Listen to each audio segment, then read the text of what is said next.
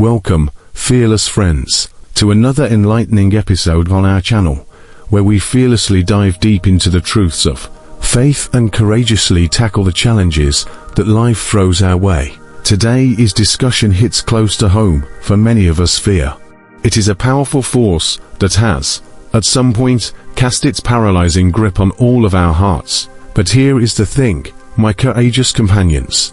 Fear doesn't have to be the end of the story. In fact, it is merely a chapter that we will explore together today, unraveling the intricacies of fear and uncovering the powerful tools and strategies provided in the Bible to not just overcome it, but to embrace a life filled with unwavering faith, boundless courage, and resounding victory.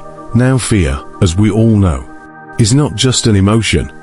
It is a formidable weapon in the enemy's arsenal. It is not content with just immobilizing us. It wants to cloud our vision with a veil of uncertainty and despair. Picture this: fear's a cunning adversary, whispering worst-case scenarios and magnifying our insecurities until the obstacles in front of us appear insurmountable. It often disguises itself as a protective instinct, a cautionary voice in our minds.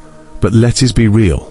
It is more like a deceptive architect building walls of our own making, trapping us within the confines of our doubts and uncertainties. Think about it, our journey is not so different from the struggles we find in the Bible. Consider Moses, standing before the burning bush, wrestling with fear and inadequacy as he faced the monumental task set before him. And who can forget Peter, that bold disciple, momentarily succumbing to fear as he walked on water towards Jesus.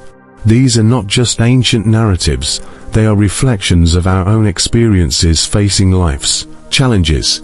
It is as if the pages of the Bible come to life, speaking to us in our moments of doubt and fear, showing us that we are not alone in this intricate dance between faith and fear. Now, here is where it gets intriguing. The enemy, the mastermind behind the scenes, uses fear not just to immobilize us, but to keep us in a state of inaction, indecision, and perpetual worry. Fear becomes a formidable barrier to our spiritual growth, hindering our ability to fully trust in God's plan for our lives. When we succumb to fear, it is like we are placing more faith in our apprehensions than in God's promises. But fear not, my fearless friends, because the Bible is not silent on this matter. In fact, in 2 Timothy 1:7, we are reminded that God has not given us a spirit of fear, but of power, love, and a sound mind. It is a clarion call to reject the lies of fear and to embrace the strength and courage that come from a divine source. But how do we overcome the paralysis that fear inflicts upon us? Well, it all starts with recognizing its source and understanding that it does not come from God. We need to discern the deceptive nature of fear and acknowledge that God offers us peace and assurance even in the midst of turmoil.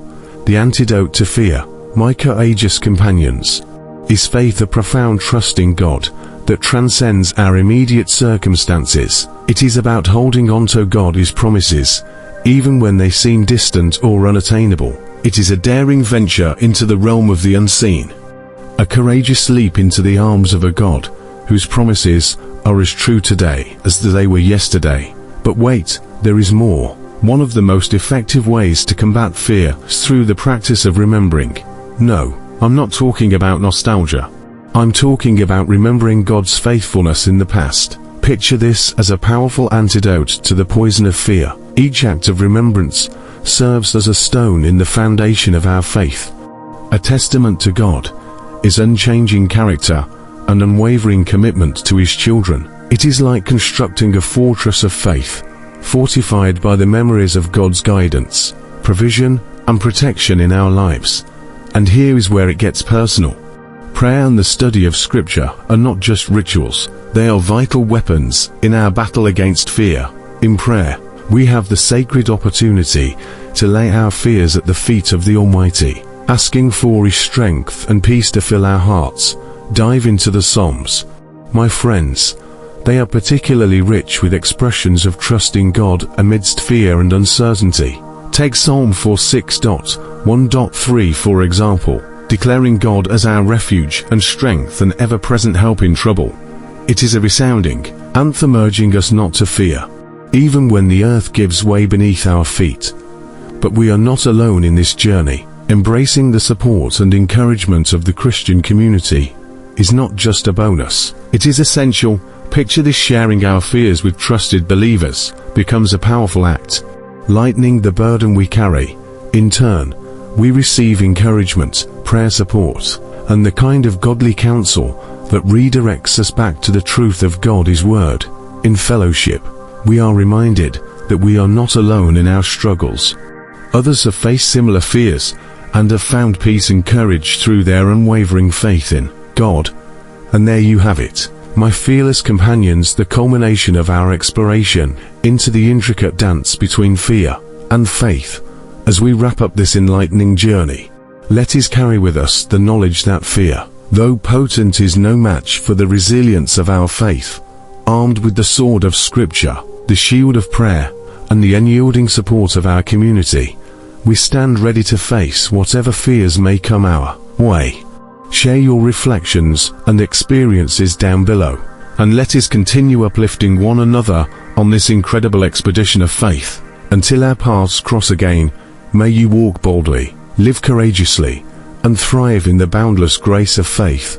Now, let us delve deeper into the intricate dynamics of fear and its insidious role in our lives. Fear, my courageous companions, is not merely content with immobilizing us. It is a cunning adversary that seeks to cloud our vision with a veil of uncertainty and despair. Imagine fear as an architect, constructing walls of our own making, trapping us within the confines of our doubts and uncertainties. It is not just an emotion, it is a formidable weapon in the enemy's arsenal. In our journey through faith, we often encounter moments akin to those in the Bible, where individuals like Moses and Peter grappled with fear and uncertainty. Moses, standing before the burning bush, faced the monumental task of leading God's people, wrestling with the fear of inadequacy. And who can forget Peter, that bold disciple, momentarily succumbing to fear as he walked on water towards Jesus? But why does the enemy use fear with such precision? It is not just about immobilization. Fear becomes a strategic tool, keeping us in a perpetual state of inaction, indecision, and worry. It erects barriers to our spiritual growth, hindering our ability to fully trust in God's plan for our lives. When we succumb to fear, it is like we are placing more faith in our apprehensions than in God's promises. God's plan for our lives. When we succumb to fear, it is like we are placing more faith in our apprehensions than in God's promises. Yet, there is a beacon of hope, the form of a profound truth, found in Timothy 1:7.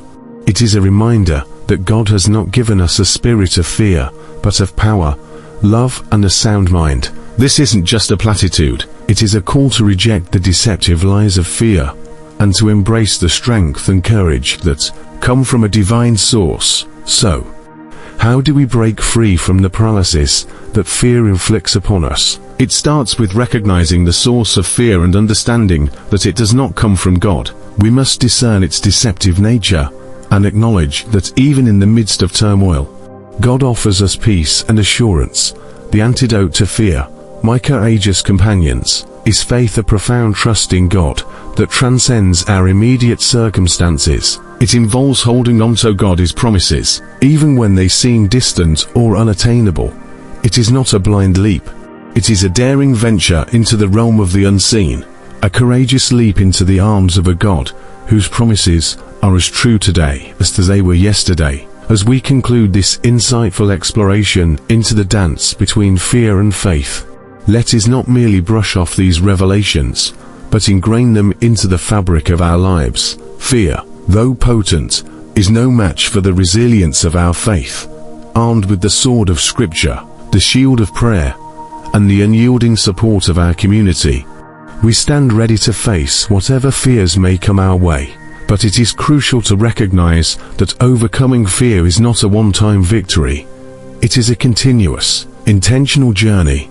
We are called to be vigilant, to discern the subtle whispers of fear, and to counteract them with the resounding truths of God's Word. Picture each day as a new chapter in this adventure of faith, an opportunity to strengthen our spiritual muscles, to refine our trust in God, and to courageously face the uncertainties that lie ahead. Remember, my fearless companions, that the battle against fear involves not just individual efforts, but the strength of community. The Christian fellowship is not a mere addition, it is an essential component in this journey.